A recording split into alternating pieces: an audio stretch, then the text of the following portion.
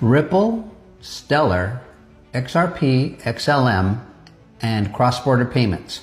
Not just cross-border payments, but business-to-business cross-border payments is where the real money is when it comes to the use case that is more specific to these two blockchains. They're sister blockchains, if you will.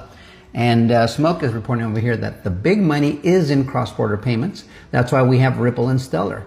Now check out this video. It's pretty instructive, but it tells you everything that made the light go on in my head when I first started looking into XRP and Ripple. And much of the same is true for Stellar, but not all.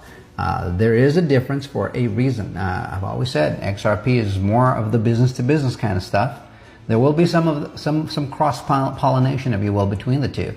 But XLM will be primarily and most predominantly used for the stuff you and I do on a daily basis from our own banks. So let's check out the video. Tell me what you think in the comments. Like, share, subscribe, and bookmark. And we'll see you guys on the next one. Until next time, adios amigos. This is a good video. Okay, so look, Western Union isn't going to go out of business anytime soon. They're going to adopt different technologies. Okay?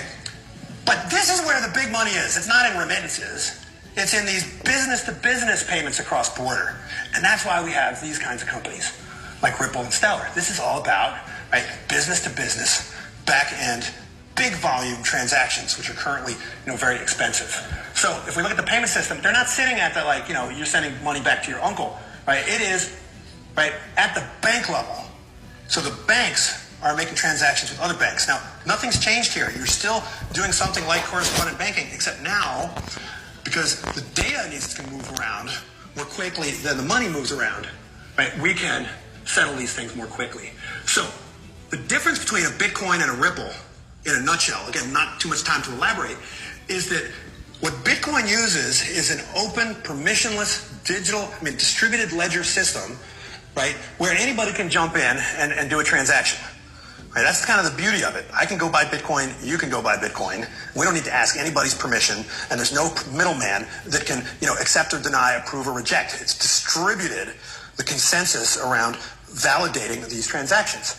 What's different about systems like Ripple and most of the blockchain systems that will prevail is that they are permissioned, meaning that you have to be, a member, and membership has its privileges. That will prevail, he so said. You have these different nodes, and the nodes basically know one another. Okay, and then if I want to give money to my uncle back in France, let's say, then I have to go to one of these banks that are a member of the Ripple network. And then my uncle will go to one of these banks that's a member of the Ripple network. And then those banks will do their transacting through this distributed ledger. Ripple, Stellar, XRP.